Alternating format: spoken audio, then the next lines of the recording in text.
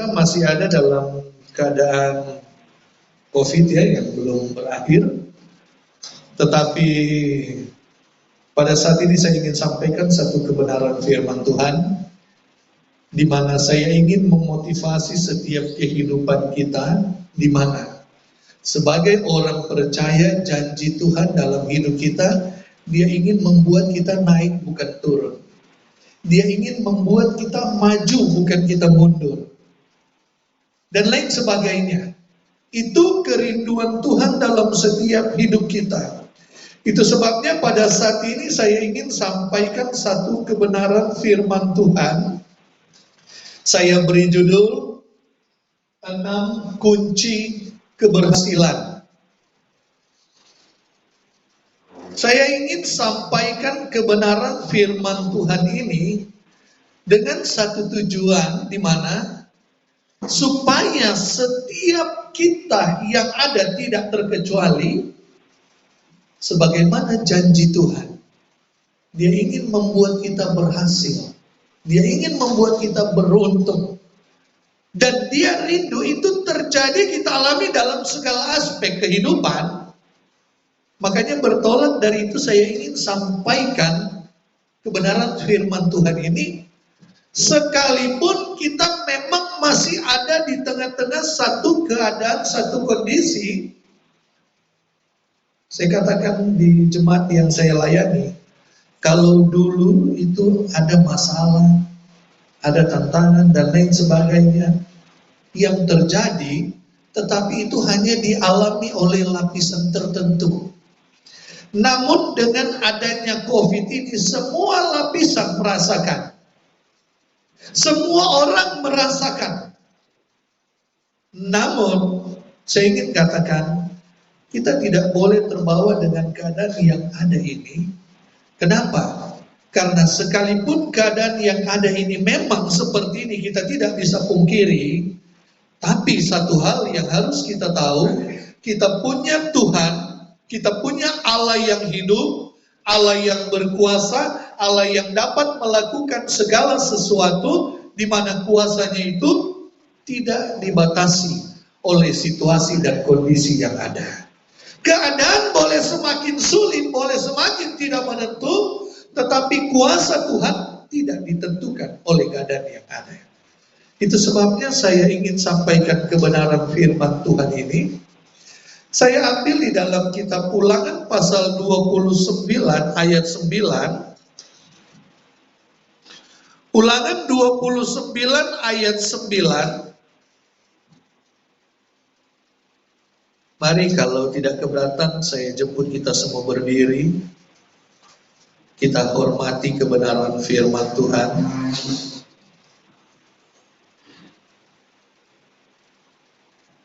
Kita sama-sama akan nikmati berkat Tuhan pagi ini dengan kita membaca bersama-sama firman Tuhan ini. Ulangan pasal 29 ayat 9.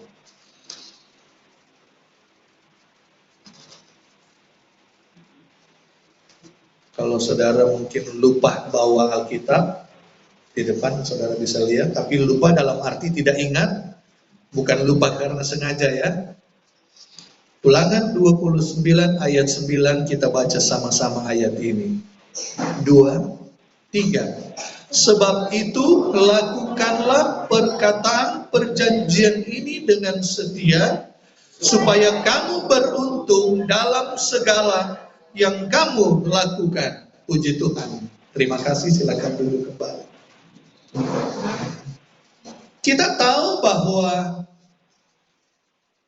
setiap orang tentu ingin yang namanya berhasil. Amin.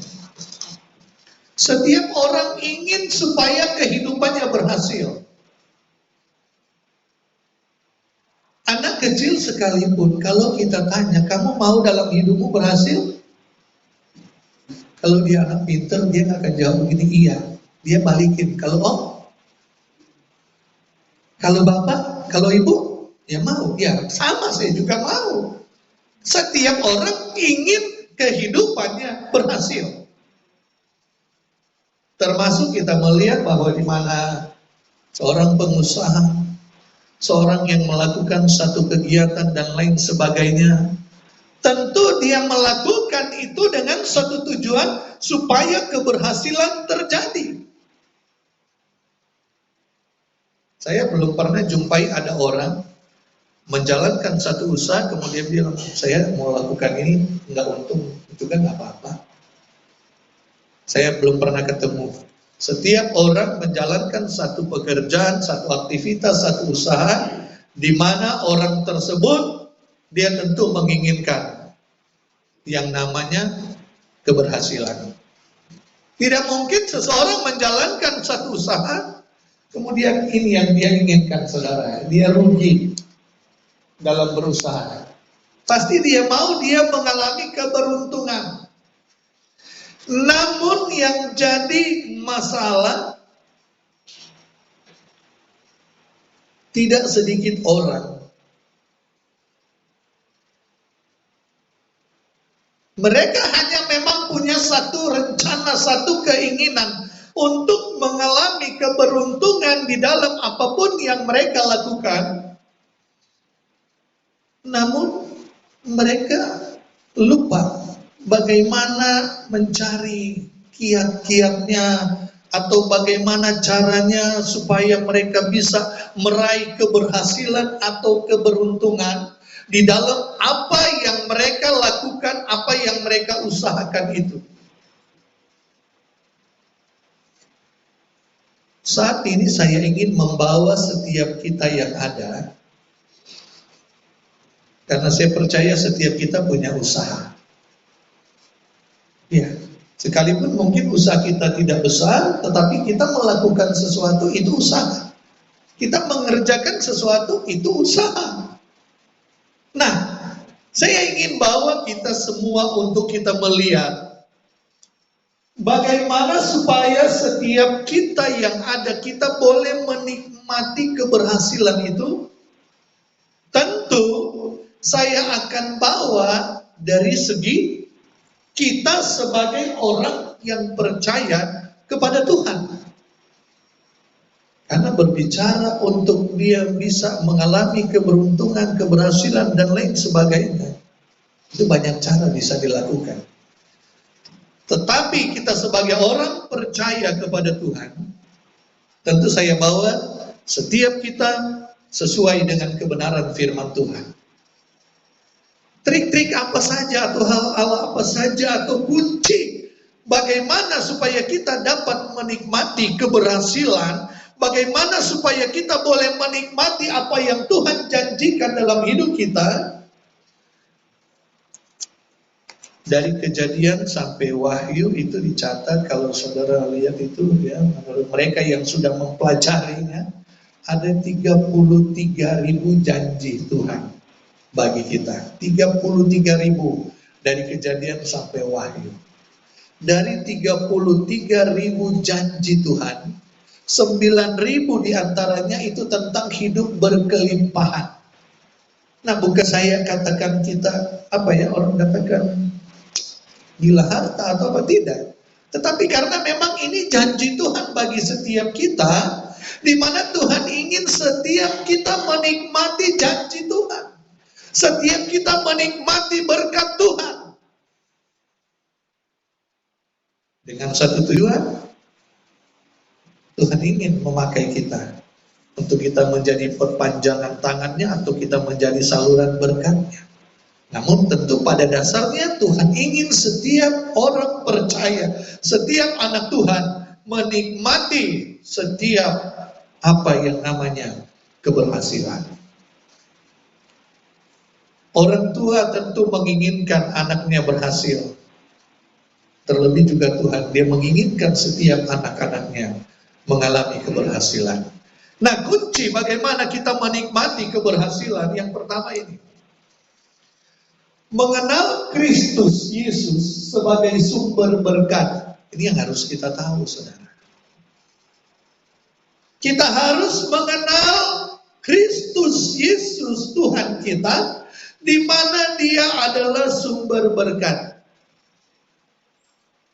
Sepintas saudara melihat ini, saudara mungkin sedikit berpikir, ya iyalah, namanya Tuhan, dia pasti sumber berkat. Tetapi kenapa saya tekankan juga hal ini? Karena tidak semua orang percaya anak Tuhan. Dia melakukan poin pertama ini, dia mengenali Kristus, Yesus Tuhan sebagai sumber berkat dalam hidupnya. Satu bukti, masih ada anak Tuhan, dia anak Tuhan, tetapi dia ingin mengalami keberhasilan, dia ingin mengalami keberuntungan di dalam apa yang dia lakukan, tetapi dia pergi di tempat yang salah. Bukan dia datang kepada Yesus, bukan dia datang kepada Tuhan. Ada saudara, ada di daerah, di tempat saya sana, ada satu dia, kalau memang dibilang sih dia anak Tuhan. Dia pindahan dari metro ya, tapi bukan temannya Diki ya. Dia memang pindah dari metro. Kalau di ini dia Katolik, karena dia pernah ngobrol dengan saya. Tapi dalam kehidupannya dia orang Cina. Makanya waktu ada sales ngobrol dengan dia, saya pas lagi mau beli spare part di situ. Kok ini apa kok? Kok ini?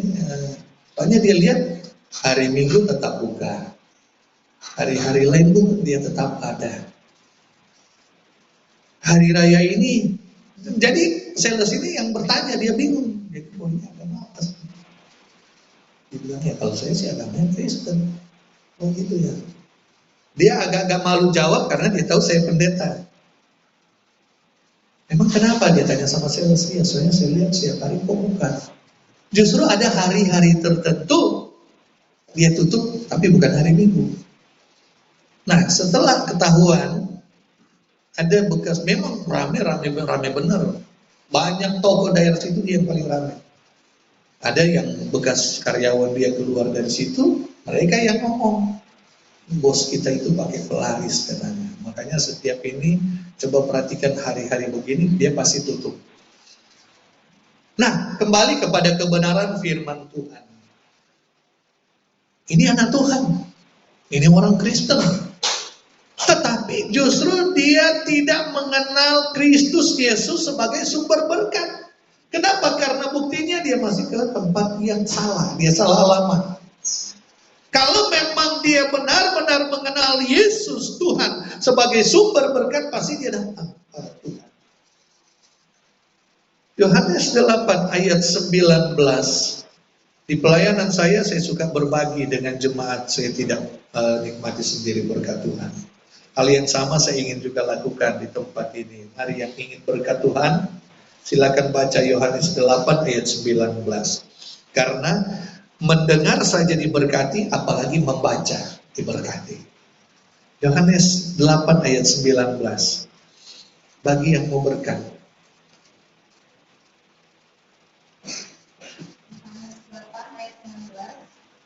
Apakah mereka kepadanya, di manakah doa kamu? Jawab Yesus, baik aku maupun Bapakku tidak kamu kenal.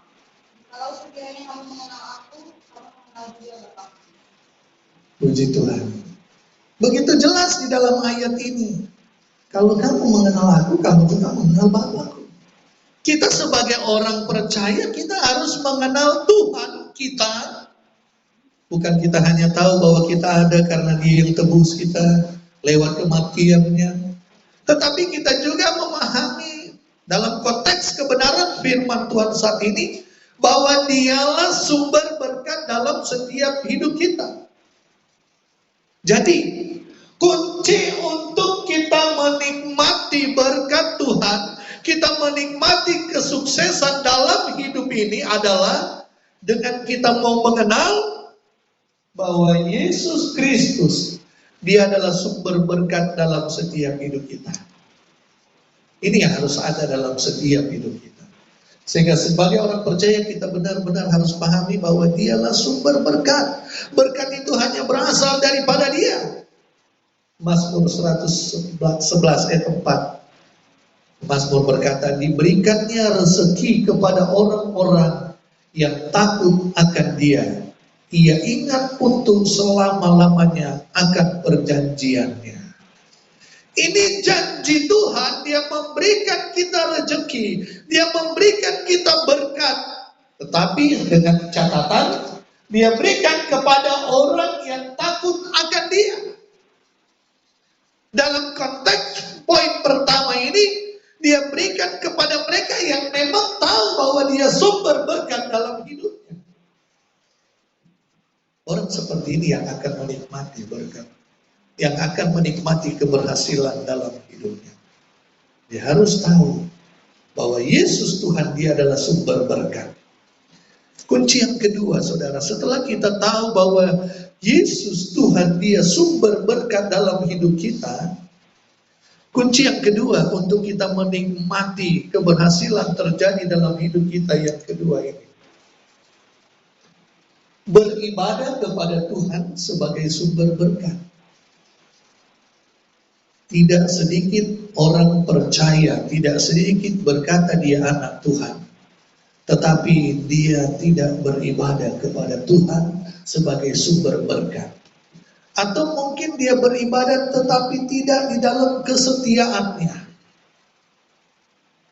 Padahal kita di dalam doa kita sering berkata, Tuhan jaga, Tuhan sertai, Tuhan pelihara, Tuhan berkati. Setiap hari kita minta. Itu memang tidak salah. Karena memang Tuhan sendiri katakan mintalah maka kamu akan diberi.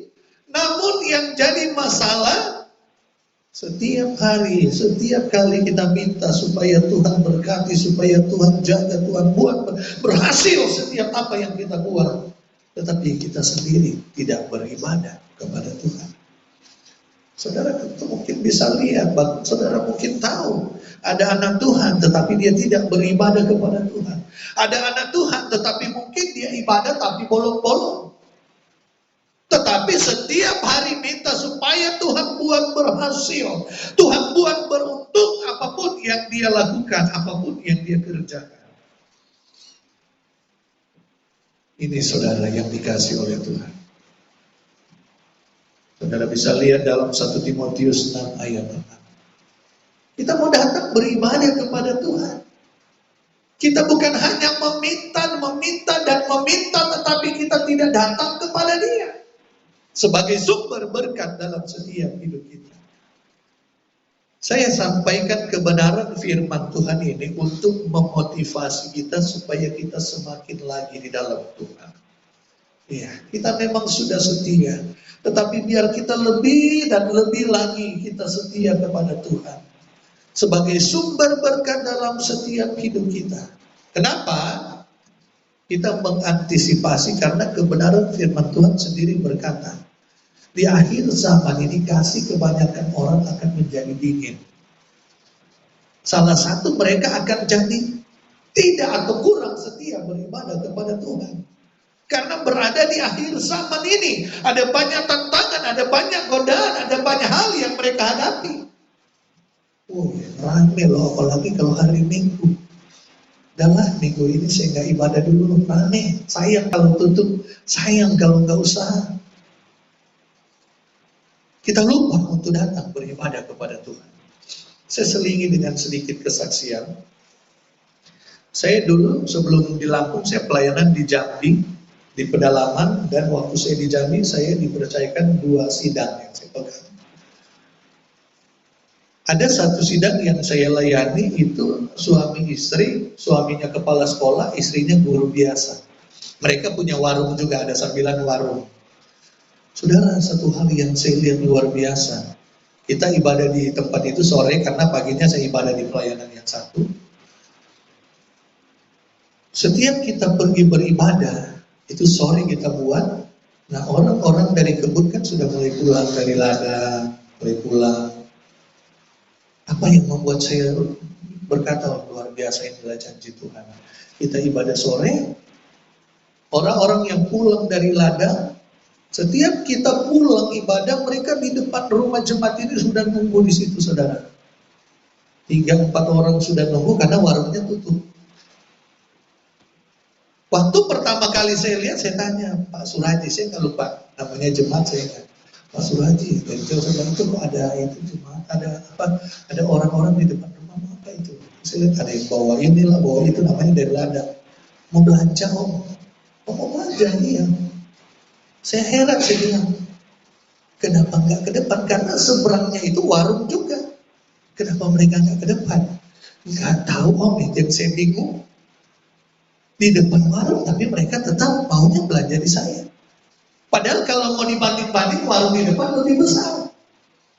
Tetapi saya kembali kepada kebenaran firman Tuhan. Inilah, sebagaimana firman Tuhan katakan, carilah dahulu kerajaan Allah beserta isinya, maka semuanya akan ditambahkan kepadamu.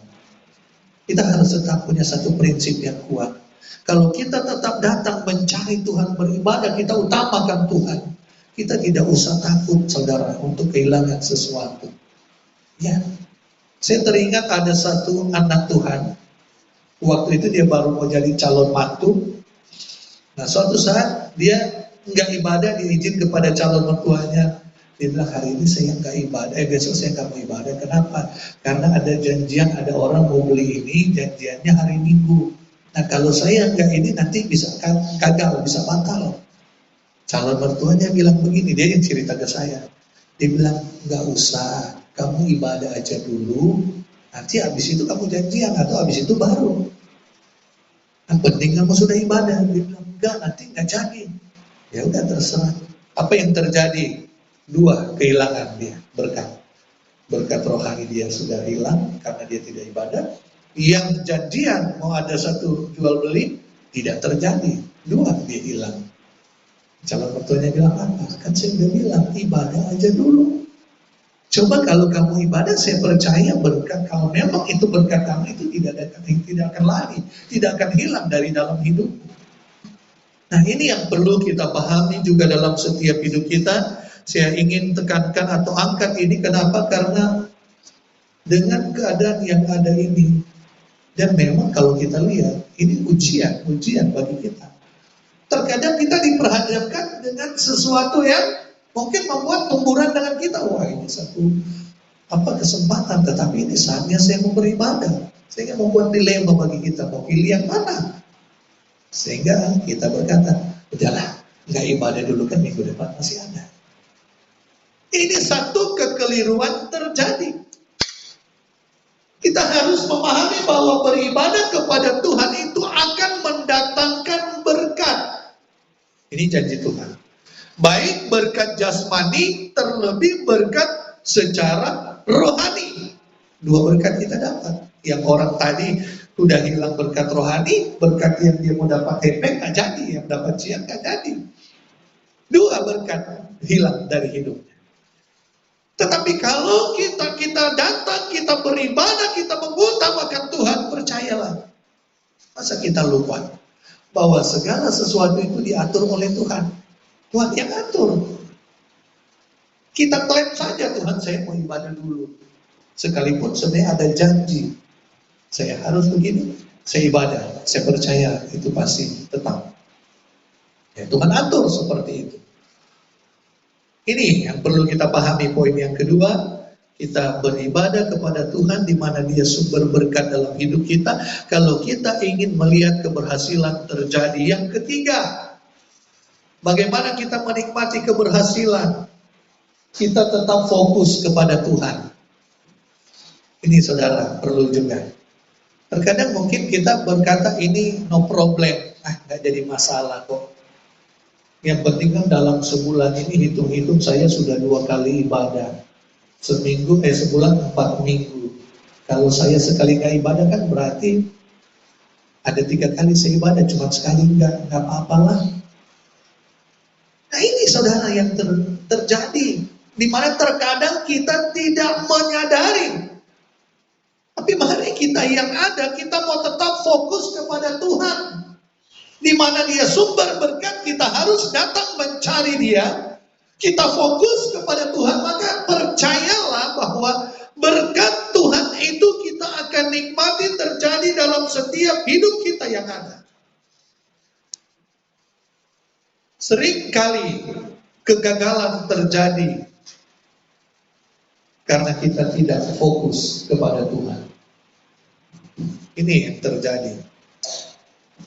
Kita baru diberkati sedikit, kita sudah mulai tergoda, mulai kita menyimpang ke kiri ke kanan, mulai yang saya katakan tadi, hari ini saya nggak ibadah nggak apa-apa, apalagi Bapak Gembala nggak ada.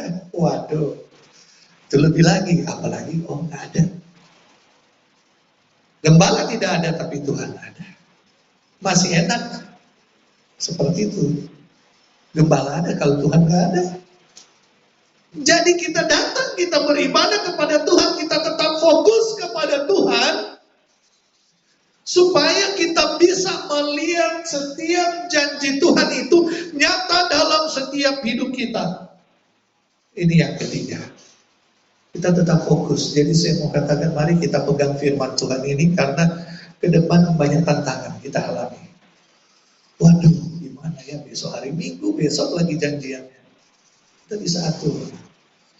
Saya terus terang, ada jemaat di pelayanan kami, dia sebenarnya hari ini pimpin pujian. Cuman ya kita hamba Tuhan kadang dilema. Dia pimpin pujian, kemarin dia WA, Om, tolong suruh gantiin saya pimpin pujian. Apa jawab dia gini? Karena saudara saya dari Jakarta datang nanti. Nah saya bilang, saudara dia orang Kristen. Kenapa gara-gara saudara datang dia nggak ibadah? Yang lebih bagus kan sebenarnya dia datang di bawah saudaranya beribadah. Bukan justru dia nggak beribadah. Artinya kalau orang lain saja yang datang, kita mungkin masih bisa juga kasih pengertian. Sorry ya, saya tinggalin dulu, saya mau ibadah. Orang bisa ngerti. Ini saudara-saudara, dia akan bisa lebih memahami. Apalagi kalau dia bilang, saya mesti ibadah dulu karena saya pelayanan, saya pimpin pujian. Ini justru dia berkata tidak bisa, tolong digantikan karena ada saudara dari Jakarta datang. Bingung, tapi itulah kita yang dilema ya. Bilang apa, nanti ya itulah ngambek lagi. Biarlah urusan dia dengan Tuhan. Ini saudara yang dikasih oleh Tuhan. Yang perlu kita pahami, kita tetap fokus kepada Tuhan sebagai sumber berkat, sumber segala-galanya dalam hidup kita. Maka saya percaya, kalau kita yang ada, kita mengutamakan Tuhan, Tuhan akan selalu peduli dengan kita. Tuhan akan selalu memperhatikan kita. Tidak usah jauh-jauh, kita yang punya usaha, karyawan kita, dia selalu mengutamakan kita, pekerjaan, dia ada acara apa, dia tetap masuk kerja dan lain sebagainya. Saya pastikan kita pasti pada peduli dengan dia. Dia tidak, oh iya dia ini lihat ya. Padahal setahu saya dia begini-begini, apalagi kalau saudara bilang, padahal dia anaknya lagi nggak enak badan, tapi tetap dia masuk kerja. Saya yakin kita akan ada rasa ini dengan orang itu, karyawan kita. Apalagi Tuhan. Dia lebih dari kita manusia. Lihat umatku ini, dia tetap fokus, dia tetap datang beribadah. Apapun yang terjadi, apapun yang dia alami. Ini saudara, kita fokus tetap kepada sumber berkat kita. Yang keempat, kunci kita menikmati berkat Tuhan, supaya keberhasilan tetap terjadi. Merenungkan firman Tuhan itu siang dan malam. Kita perlu merenungkan kebenaran firman Tuhan itu. Sehingga di saat usaha dan pekerjaan kita itu tidak lancar, karena namanya usaha ya tidak selamanya dia mulus. Terkadang ada ya orang katakan timbul tenggelam atau kayak kapal selam, ada orang bilang kadang ramai, kadang mungkin ya sedang. Ini saudara, tidak selalu lancar. Bahkan terkadang ada masalah datang terjadi di dalam usaha yang kita jalankan, pekerjaan yang kita lakukan. Tapi ketika kita merenungkan firman Tuhan, di situ kita akan memperoleh petunjuk apa yang harus kita lakukan. Di situ kita akan mendapatkan satu kekuatan lewat firman Tuhan. Di situ kita akan mendapatkan satu bekal apa yang dapat kita buat supaya kita tetap menikmati keberhasilan. Itu terjadi apabila kita merenungkan kebenaran firman Tuhan itu. Dengan kita renungkan firman Tuhan, kita tidak akan mudah tergoda untuk melakukan jalan pintas seperti poin sebelumnya tadi saya katakan. Anak Tuhan, tetapi dia datang bukan kepada sumber berkat. Dia datang di tempat yang salah, saudara. Tetapi saya percaya kalau dia setia datang kepada Tuhan, dia mengenal Tuhan sebagai sumber berkat, dia fokus kepada Tuhan, dia utamakan Tuhan dalam kehidupannya, dan dia merenungkan firman Tuhan, saya percaya dia akan tetap ada di dalam Tuhan. Dan di situ dia akan tetap kuat. Kenapa? Karena dia akan tetap berserah hanya kepada Tuhan. Yang kelima, taat pada perintah Yesus. Kita harus melakukan. Saya suka katakan bahwa ada bagiannya kita, ada bagiannya Tuhan. Janji Tuhan dia membuat kita berhasil beruntung. Janji Tuhan kita menikmati berkat Tuhan, banyak berkat Tuhan. Tetapi kita jangan lupa bagiannya kita dalam konteks firman Tuhan saat ini. Kita mau taat kepada perintah daripada Tuhan kita. Ini saudara.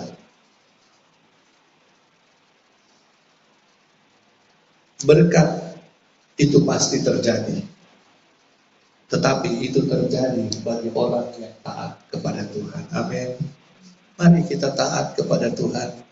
Kita melakukan apa yang Tuhan inginkan, bukan yang kita mau, tetapi yang Tuhan mau. Sebagaimana kalau anak kita dia selalu melakukan apa yang orang tua mau, otomatis kita akan selalu peduli dengan dia, kita akan memperhatikan. Jujur, sekalipun ini jujur ya, sekalipun memang kita berkata namanya anak, semua kita sayang, namanya anak. Tetapi kita tidak bisa pungkiri, ada anak yang memang menuruti apa yang kita katakan, ada anak yang ya kayaknya gimana ya, sedikit gimana. Kita tidak bisa pungkiri, pasti kita kemudian memang tetap kita memandang dia, mereka adalah anak. Tapi pasti ada penilaian khusus kita. Oh kalau si Vincent, dia dengar-dengaran, dia baik loh. Pasti orang tua dia akan peduli. Benar. Begitu juga dengan Tuhan, saudara yang dikasih oleh Tuhan. Kalau setiap kehidupan kita taat melakukan apa yang maunya Tuhan, saya percaya Tuhan akan selalu melakukan apa yang kita inginkan. Karena Tuhan dia selalu konsekuensi dengan setiap janjinya dalam setiap hidup kita. Yang terakhir saudara, bagaimana supaya kita menikmati keberhasilan? Jangan malas, tetap tekun dan rajin bekerja atau berusaha. 2 Timotius 3 ayat 10 tentang kehidupan daripada Rasul Paulus. Di situ dia katakan dia sudah mengajarkan, banyak yang dia sudah sampaikan. Bahkan dalam kehidupan Rasul Paulus dia juga banyak mengalami tantangan, masalah dan lain sebagainya. Kita belajar dari Rasul Paulus. Jangan malas. Rasul Paulus sekalipun dia harus masuk penjara karena pelayanan, tetapi dia tetap setia melakukan apa yang Tuhan mau. Kita juga yang ada di dalam kita melakukan segala sesuatu, banyak hal yang kita hadapi. Tetapi jangan kita malas, kita tetap tekun dan rajin melakukan semuanya itu. Maka percayalah bahwa Tuhan dia sebagai sumber berkat kita, dia yang akan membuat kita menikmati setiap berkat Tuhan. Tuhan sebagai sumber berkat. Tetapi kita harus perhatikan bahwa untuk kita dapat meraih dan menikmati berkat itu, maka ada bagian yang harus kita lakukan, yaitu jangan kita malas bekerja, jangan kita malas berusaha, jangan kita malas melakukan sesuatu. Ada orang hanya berpangku tangan, ya kan janji Tuhan dia memberikan berkat. Ya memang janji Tuhan. Tetapi bagian kita ada usaha, ada yang harus kita buat, ada yang harus kita lakukan di dalam kehidupan ini. Kalau ini ada dalam setiap hidup kita, saya percaya keberhasilan kita akan selalu alami terjadi dalam setiap hidup kita. Itu sebabnya kita yang ada ya, pada saat ini jemaat yang ada di GPDI Hagius, mari lakukan ke-6 hal ini. Aplikasikan dalam setiap hidup kita, maka percayalah, sekalipun keadaan masih tidak menentu, bahkan mungkin semakin tidak menentu karena memang kita sudah ada di akhir zaman. Tetapi saya percaya, kalau 6 hal ini kita lakukan, percaya, saya sudah katakan tadi, Janji Tuhan tidak pernah berubah. Janji Tuhan tidak dibatasi dengan keadaan dan kondisi yang ada. Kalau 6 hal ini kita lakukan dalam hidup kita, saya percaya apapun yang kita buat, apapun yang kita kerjakan, apapun yang kita usahakan, Tuhan pasti selalu buat berhasil dalam setiap hidup kita. Puji